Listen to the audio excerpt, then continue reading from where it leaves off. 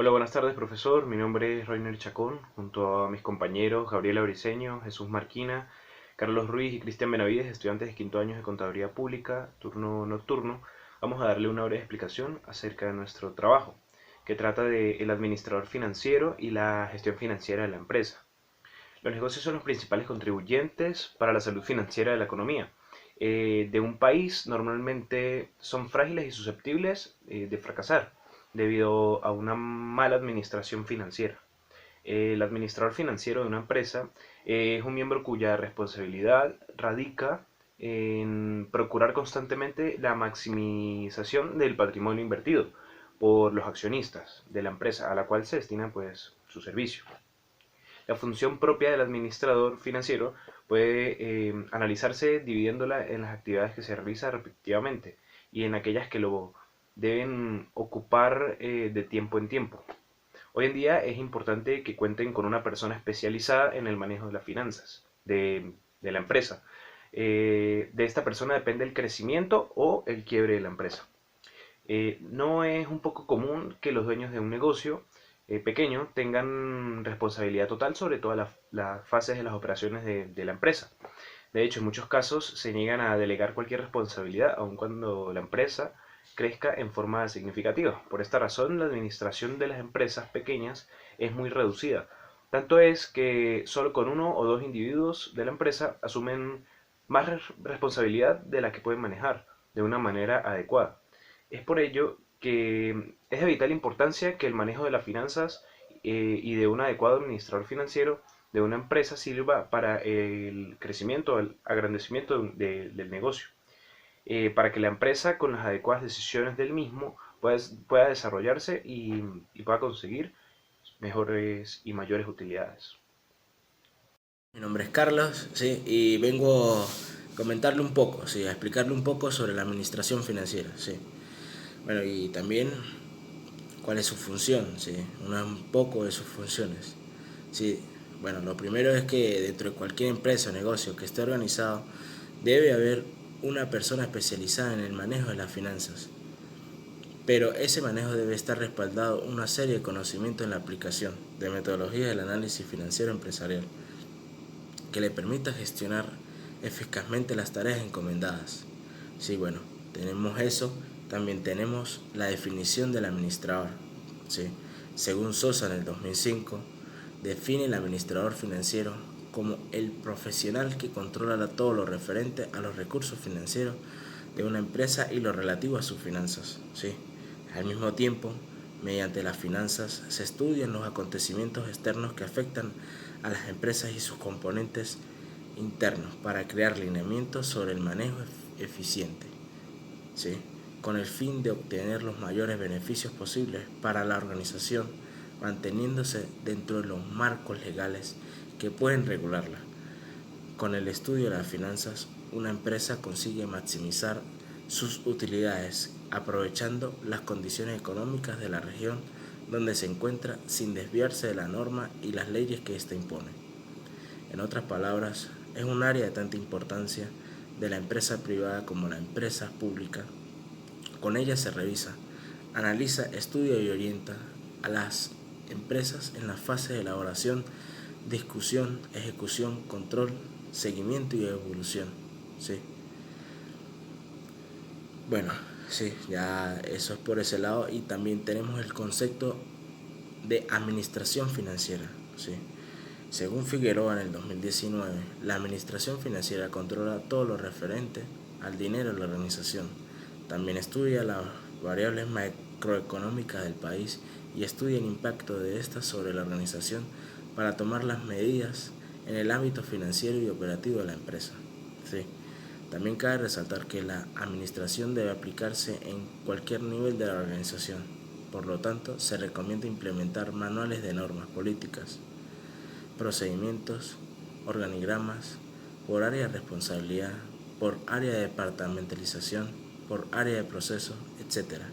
Sí, de acuerdo con las instrucciones y necesidades de los clientes. Por eso es importante implementar normas y procedimientos en las operaciones y desarrollarlos para ahorrar todos los costos posibles. Sí.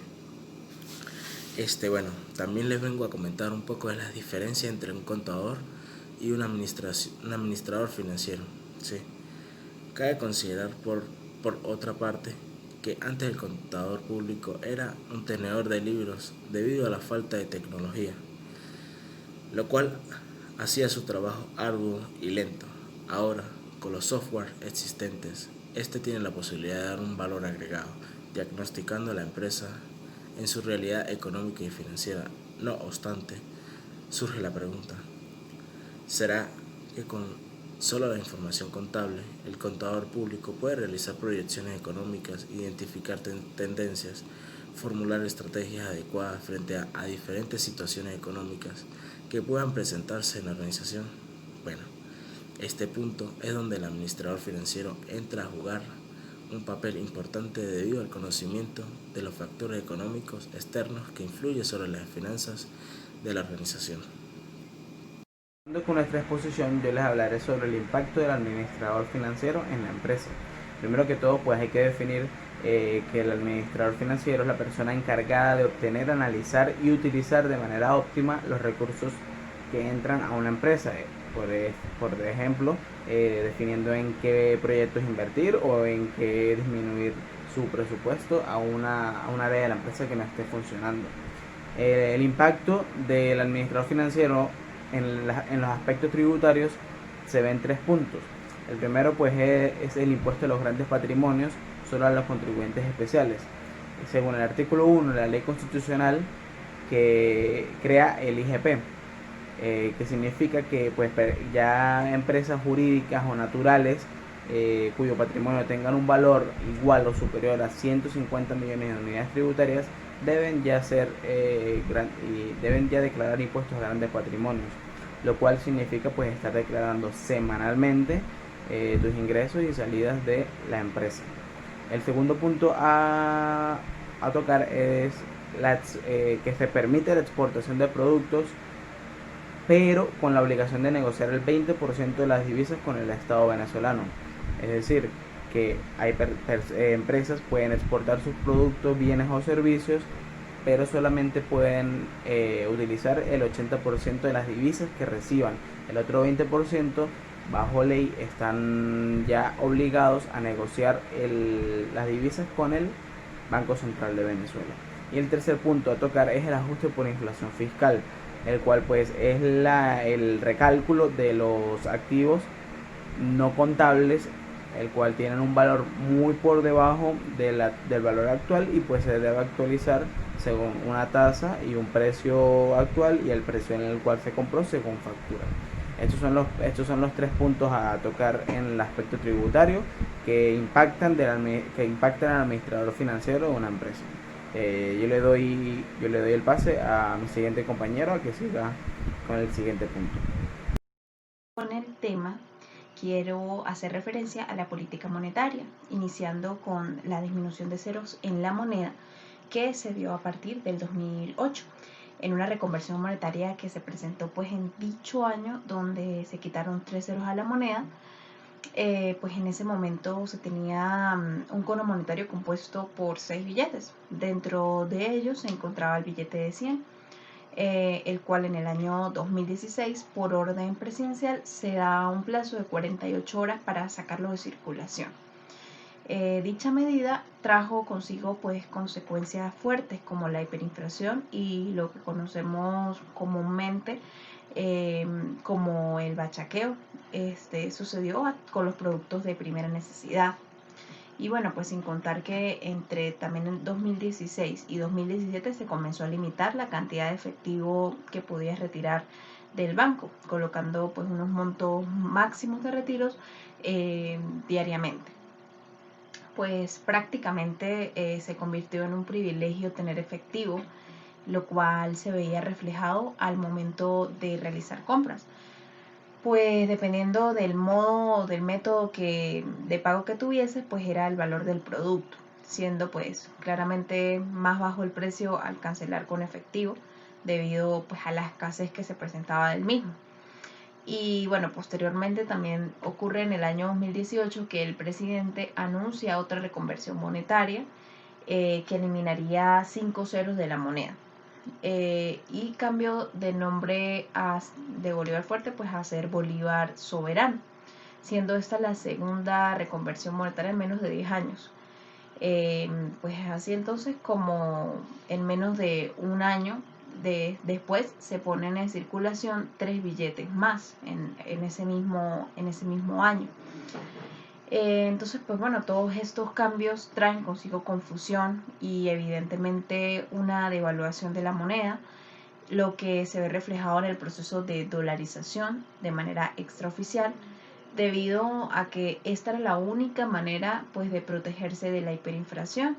Este proceso se fue dando paulatinamente hasta que pues hoy en día es prácticamente el principal método de pago en la mayoría del país y pues el de mayor, digamos, respaldo para la hiperinflación. Pues sumado a todo esto, se presenta también una disminución bastante significativa en la exportación de petróleo y también en las reservas internacionales, siendo este nivel incluso más bajo que en el que se presentó en el 2002. Todo esto pues resulta bastante preocupante, pues el país comienza a depender desde ese momento de las importaciones en su mayoría para lograr suplir pues las necesidades más básicas.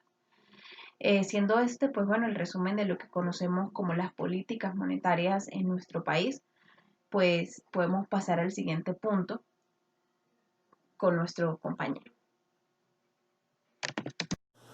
Como siguiente punto tenemos las normas internacionales de información financiera, que se dividen en 3, como son prudencia, comparabilidad y equilibrio costo-beneficio.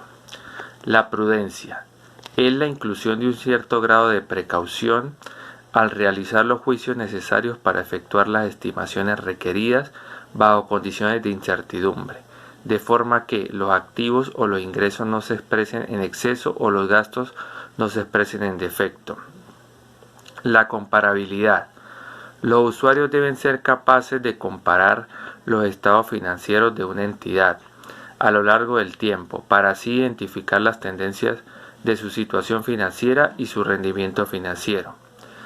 También los usuarios deben ser capaces de comparar los estados financieros de entidades diferentes para evaluar su situación financiera, rendimiento y flujos efectivos relativos. El equilibrio costo-beneficio. Los beneficios derivados de la información deben exceder a los costos de suministrarla. La evaluación de beneficios y costos es sustancialmente un proceso de juicio. La información financiera ayuda a los suministradores de capital a tomar las mejores decisiones. Ahora les voy a hablar sobre los comentarios vinculados con el deterioro de valor y valor razonable. De acuerdo con la información recuperada por actualices.com en 2017 respecto a este tema, dice lo siguiente: deterioro de valor. Este puede depender de factores externos como las condiciones económicas, legales y políticas, o factores internos como la obsolescencia o disminución del rendimiento de un bien. Una empresa debe proceder a calcular y reconocer el deterioro de sus activos tomando como referencia la sección 27. El valor razonable es el valor que se puede obtener por la venta de un activo en una transacción en condiciones de independencia mutua de las partes menos los costos de disposición. Y continuamos con el deterioro del valor razonable. Este concepto produce sus efectos cuando el importe en libros de un activo supera a su importe recuperable.